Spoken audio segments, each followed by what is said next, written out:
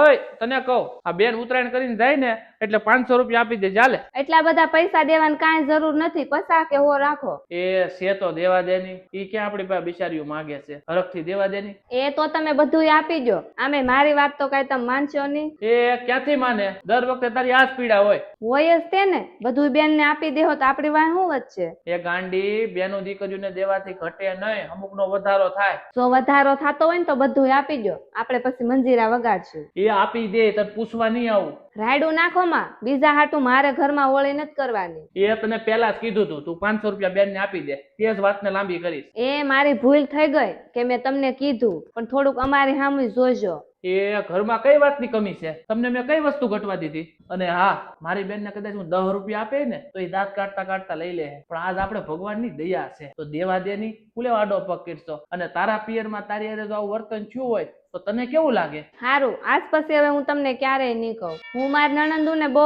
હાંસવે, કોઈ વાતની કમી નહીં આવવા દઉં. જો અમારી વાત સારી લાગી હોય ને તો વિડીયોને લાઈક ને શેર કરવાનું ભૂલતા નહીં.